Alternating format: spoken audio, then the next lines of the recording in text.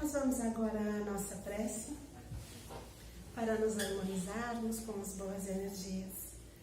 E vamos agradecer a Deus por tudo o que temos, por tudo o que somos, pelo nosso corpo, pelas coisas boas, pelas coisas ruins que nos empurram adiante, que saibamos aceitar e agradecer ao Pai por tudo o que nos acontece.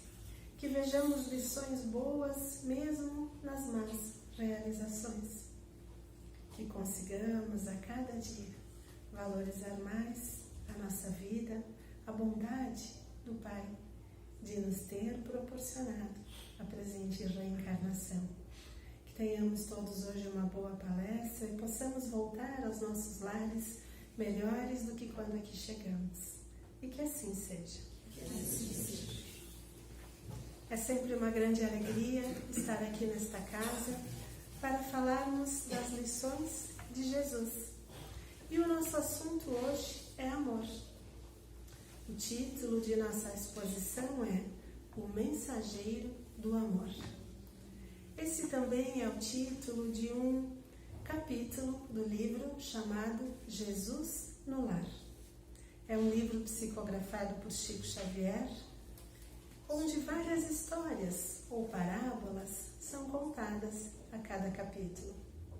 E o capítulo escolhido para hoje narra uma história em que discípulos e apóstolos de Jesus estavam reunidos, debatendo um assunto em que estavam se desentendendo sobre quem tinha razão. Eu vou contar a vocês com as minhas palavras, não exatamente como lá está no livro. A história diz que eles estavam querendo saber quem era mais importante. Os homens sábios, os homens mais inteligentes, são os que devem ser considerados mais importantes na humanidade. E o autor conta que Jesus se aproximou de seus discípulos e contou uma história, dizendo que há muitos anos atrás, quando a humanidade passava por uma grande crise, esta crise envolvia ignorância e perversidade. O Pai, sabendo que os homens precisavam muito de bons exemplos, enviou à Terra um homem da ciência. Ele deveria ensinar aos homens lições sobre humildade e também lições sobre a ciência. Falar dos homens sábios, mas falar de coisas sábias aos humildes. E este homem da ciência se tornou um professor, mas, orgulhoso que se tornou, ele só queria ensinar a outros homens tão sábios quanto ele. Ele achava que as pessoas mais simples eram muito ignorantes e ele gostava mesmo de estar entre pessoas sábias. Não cumpriu a sua missão. Então o Pai enviou à Terra outro missionário, outro homem da ciência. Esse homem da ciência estudou muito e se tornou um médico. Mas a lição dele era a mesma do missionário anterior. Ensinar aos homens humildes que é preciso, sim, haver sábios, mas os sábios precisam ter a tarefa de ensinar os homens humildes, de compartilhar o conhecimento e amar aos homens humildes. Mas esse médico, como aquele anterior, falhou também em sua missão. Porque ele ficou tão bom naquilo que ele fazia, ele era um homem de tanta inteligência, de muita inteligência, que ele gostava de tratar doenças difíceis. Mas também, orgulhoso, gostava de receber grandes somas de dinheiro por aquilo que ele fazia. E viu que assim ele poderia enriquecer e decidiu tratar apenas os homens muito ricos, para que ele também enriquecesse muito. Mas o missionário falhou na missão. Então Deus providenciou um terceiro missionário.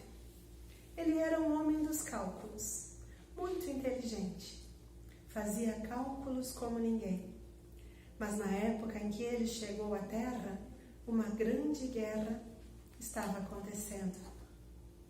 E ele viu a oportunidade de se tornar um estrategista de guerra.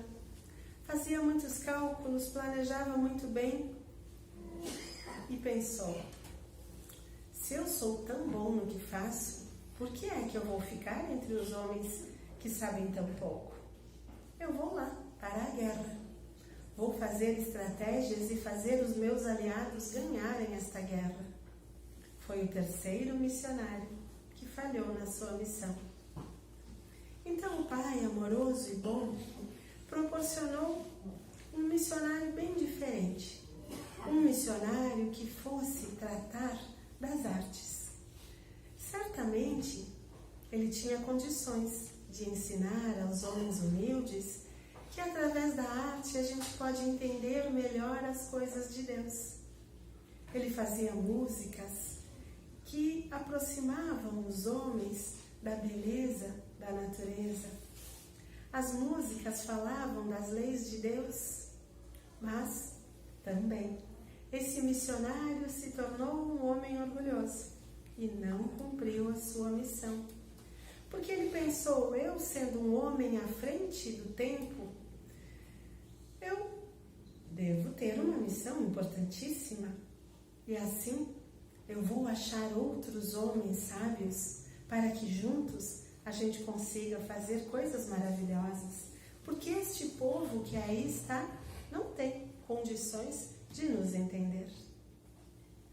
Era o quarto missionário falhando na missão. E aí chega o título da nossa palestra de hoje: O Mensageiro de Amor. Porque chegou o momento em que Deus enviou à Terra um mensageiro de amor, com a tarefa de amar e ensinar o amor.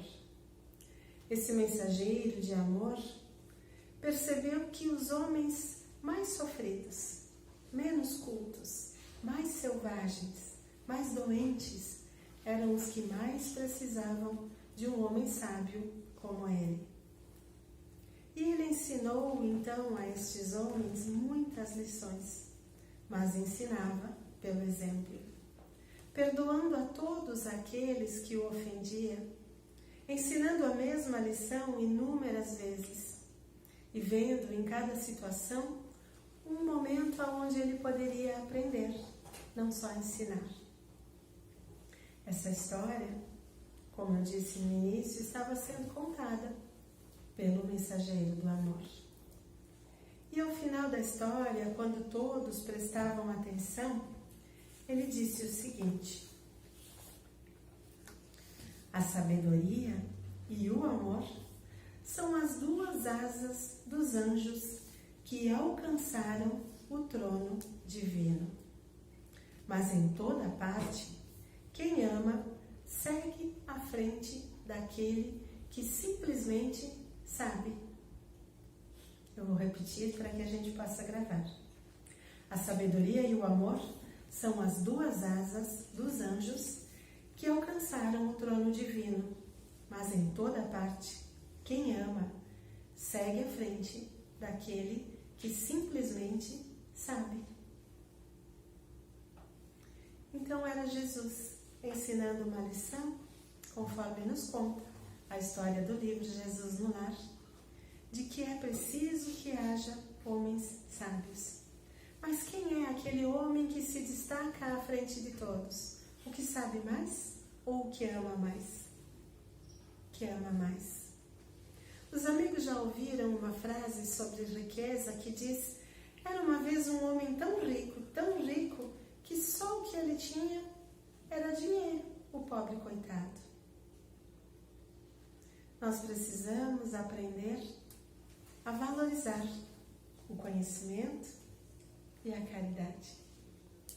Nós, homens, deste nosso século 21, homens que temos a ciência ao alcance de nossos dedos, em nossos celulares, em nossos computadores, em nossos notebooks ou na TV, temos acesso a muito conhecimento através de palestras, áudios, através de vídeos, precisamos ser aqueles homens que muito aprendem e que muito amam, para que não sejamos nós aqueles pobres coitados que só buscamos enriquecer, que como aqueles missionários da história falharam, achando que só deveriam dar valor àqueles homens que pensassem como eles, que quisessem as mesmas coisas que eles. Nós temos muitos livros à nossa disposição. Um deles, um livro que tem muitos ensinos, é o Livro dos Espíritos. É um livro de ciência, é um livro de religião, é um livro de filosofia. Há muito conhecimento ali. E há lá uma questão de número 132, onde foi questionado, foi perguntado aos bons espíritos por que é que Deus envia à Terra os homens. Por que é que a gente tem que vir aqui reencarnar? E a resposta é a seguinte: Deus lhes impõe a encarnação com o fim de fazê-los chegar à perfeição. Deus nos impõe a reencarnação para que a gente chegue à perfeição. Até rima, né? Quem aqui não gostaria de ser perfeito? Todos nós? Gostaríamos de saber tudo, entender tudo, termos a capacidade de fazermos qualquer coisa? Mas como é que a gente chega a esta perfeição? Aprendendo, encarnando e reencarnando, muitas vezes. E as lições que a gente aprende, que a gente precisa aprender para chegarmos à perfeição, estão todas elas, como dizem os bons espíritos, espíritas, entre o berço e o túmulo. Tudo que a gente precisa aprender ali está, entre o nosso nascimento e a nossa morte. Cabe a cada um de nós ir aprendendo tanto quanto necessário. É claro que algumas tarefas que são nos apresentadas aqui na Terra, nem sempre são tarefas que a gente gostaria.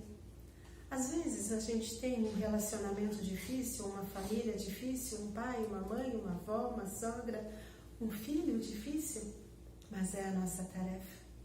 É aquilo exatamente que a gente necessita para o aprendizado, para a oportunidade de aprendizado que o Pai determinou, que era o necessário para cada um de nós.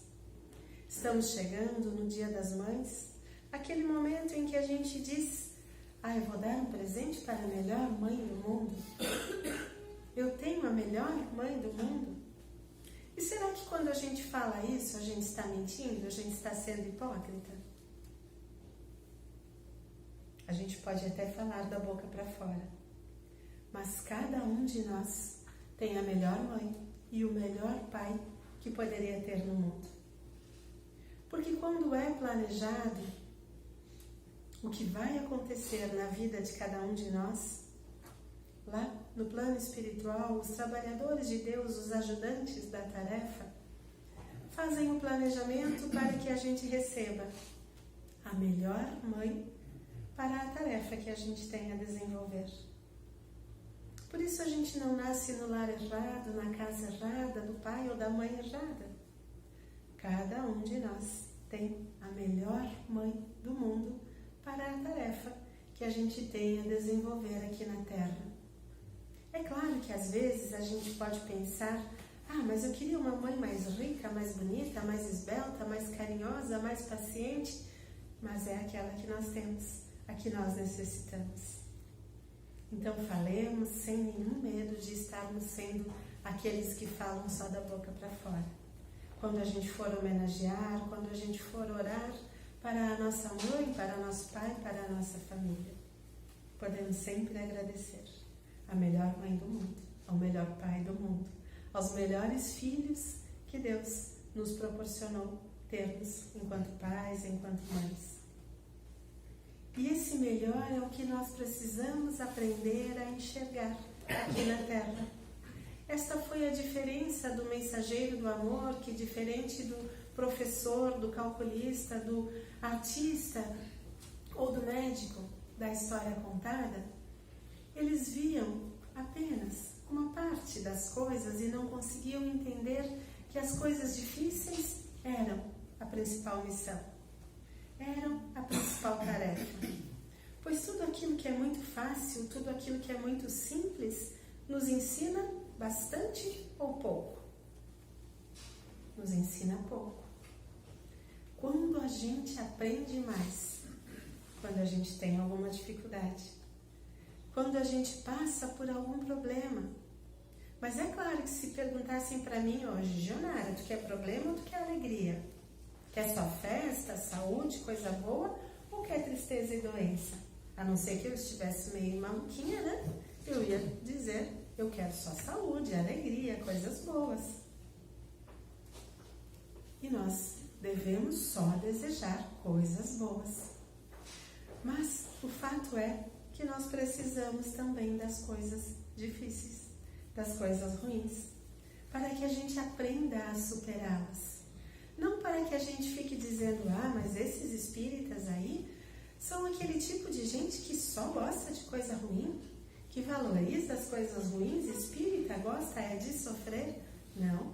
Espírita, cristão, gosta mesmo do bom, do belo, das coisas divertidas da vida. Mas a gente busca aceitar as coisas que não são divertidas da vida, para que a gente não tenha mais que ficar passando por elas de novo, de novo e de novo. Porque este também é o sentido de um belo conto, um belo texto que está lá no Novo Testamento, chamado O Sermão do Monte. Os amigos já ouviram falar? E lá, atribuído a Jesus, no capítulo 5 de Mateus, está dito que Jesus disse que são bem-aventurados os que choram, porque eles serão consolados. São bem-aventurados os que sofrem, porque herdarão o reino de Deus, o reino dos céus. E a gente, quando está triste, pode ficar pensando, mas será que Jesus estava certo? É uma bem-aventurança mesmo chorar? É uma bem-aventurança sofrer? Mas Jesus estava dizendo, é bem-aventurado aquele que busca entender e acaba entendendo o motivo pelo qual ele chora, pelo qual ele sofre, para que logo ali adiante ele não tenha que passar pela mesma situação de novo. De forma alguma, o Espírito amoroso e bondoso, que foi Jesus enquanto encarnado, iria dizer, irmãos, vocês têm que gostar de chorar ou de sofrer. Não combina com a bondade, com as lições de Jesus, não é? Ele dizia, irmãos, vocês têm que entender por que choram, por que sofrem, para que a vida logo ali adiante seja uma vida feliz. Ao tempo em que ele dizia as lições sobre sermos nós espíritos imortais, espíritos que teremos uma eternidade à frente depois de sermos criados para viver. Ele não dizia, sofram, porque sofrer é bom. Ele dizia, aprendam, amem como eu amei, porque amar é que é bom. E não dizia, amem de qualquer jeito. Vocês lembram da frase que ele dizia, amem como quem? Amem como eu vos amei. O mensageiro de amor veio à Terra mostrar como deveríamos amar. Amar muito, amar sempre, amar incondicionalmente. Amar perdoando, amar esquecendo, às vezes, alguma calúnia, alguma difamação, para que a gente conseguisse ser feliz, para que a gente conseguisse sorrir apesar de qualquer dificuldade. Mas jamais desejando sofrer, desejando ter uma vida dura, uma vida difícil, e sim, desejando sempre termos uma vida bela, uma vida mais fácil, uma vida sorridente, uma vida de paz, uma vida de bem. Assim como nós dizemos a cada momento em que alguém está de aniversário, o que é que a gente diz quando alguém faz aniversário? Saúde, felicidade, tudo de bom, que tua vida seja feliz, não é? Esses são os desejos de cada um de nós para alguém quando aniversaria. E devem ser os desejos de cada um de nós, para todos os alguém à nossa volta, também quando não estão de aniversário, no dia a dia, a todo momento, a cada momento. Porque quando a gente deseja o bem, quando a gente fala do bem, a que a gente se habilita? O que é que a gente atrai? O bem, o melhor, as coisas alegres, as coisas boas da vida. Ideal seria se no dia a dia nós fizéssemos aquele mesmo desejo que a gente faz lá no Ano Novo. Dia 31 de dezembro, todos nós não fazemos sempre uma lista de bons desejos para o ano que chega? Poderíamos fazê-los no dia a dia, pela manhã, quando a gente acorda, fazendo bons desejos para nós mesmos, para os nossos familiares, ou então que aquele bom dia que a gente diz seja carregado de fato desejos de que o nosso próximo, nosso familiar, nosso amigo, nosso parente, nosso colega de trabalho tenha um bom dia. Essas são as lições do nosso mensageiro de amor, para que a gente não fique valorizando as coisas erradas, para que a gente aprenda de fato a valorizar aquilo que realmente importa. Porque quando chegarmos todos ao final de nossa vida, quais serão os momentos que a gente deverá valorizar, amigos? Aqueles em que a gente chorou, aqueles em que a gente sofreu? Qual é a coleção de momentos que a gente gostaria de lembrar ao avaliarmos como foi a vida? O que é que a gente fez? As coisas boas, os sorrisos, a ajuda que a gente deu a alguém, as pessoas que a gente amou. Tudo de bom que aconteceu é o que a gente gostaria de lembrar.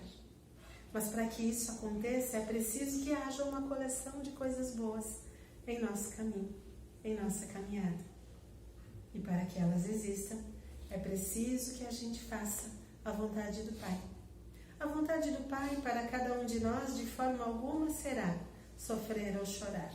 Sempre será amar, aprender, entender o que é preciso entender.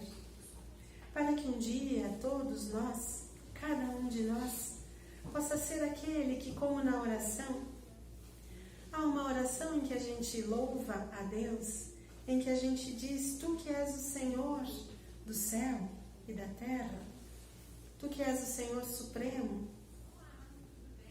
E a gente diz também: que seja feita a Tua vontade, ou a Sua vontade, assim na terra, estamos dizendo aqui entre nós, aqui em mim, aqui comigo ou em mim, como no céu.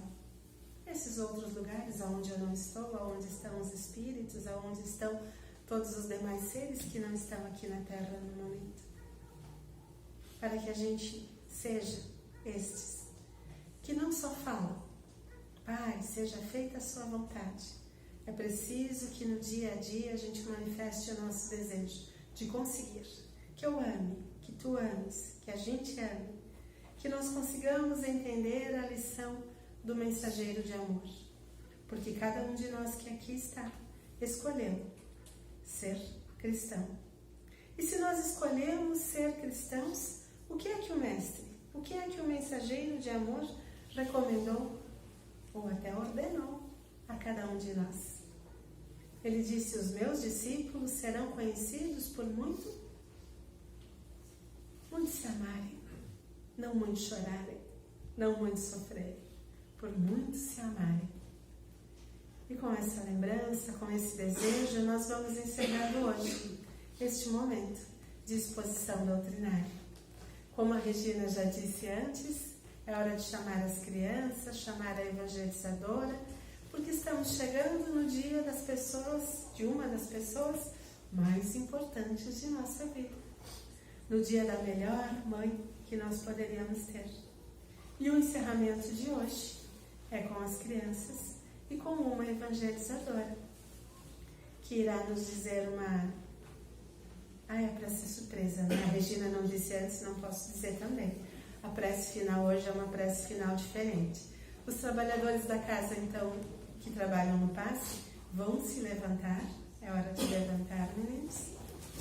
Nós vamos nos espalhar no salão. É preciso que seja lá atrás hoje e alguns na frente para podermos enxergar as crianças e a prof que aí tem. Desejando um feliz Dia das Mães a todos. Nós vamos encerrando então. E lá vem os pequeninos. Boa noite, pessoal. Então, eu convido a todos a encerrarem os olhos e escutarem versos de maio. Neste mês, que é de Maria, todas as mães são formosas. A elas, minha alegria, num ramalhete de rosas. Não há palavra capaz de mostrar-lhes o carinho. Mãe é a presença da paz que existe em nosso caminho. Enquanto pulsar na terra um coração maternal, a esperança de que a guerra seja esquecida afinal. Puro amor assim define. Mães de filhos adotivos que lutam e vencem o destino em seus sonhos afetivos.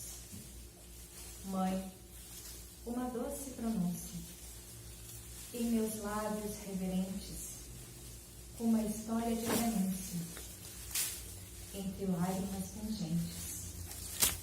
Escutai a voz do bem, ó vós todos que chorais. A vida prossegue além, e as mães não morrem jamais. Ao lamentar-vos, embora, ajoelhada ante a cruz, agradeço-vos, Senhora, porque nos destes Jesus. Quando a mulher se faz mãe, em sua alma desabrocha uma fé que se assemelha à fortaleza da rocha. Anotas, mulher sozinha, a vagar de filho ao peito, mas sendo mãe, é rainha, a quem devemos respeito. Se os homens, na humana lida, habilitam-se em os céus, as mães, na escola da vida, são diplomadas por Deus. Quadro que lembro chorando e o sentimento agasalha, Nossa Senhora velando, Jesus no berço de palha. Minha mãe, meu terno abrigo, que vontade de abraçá-la.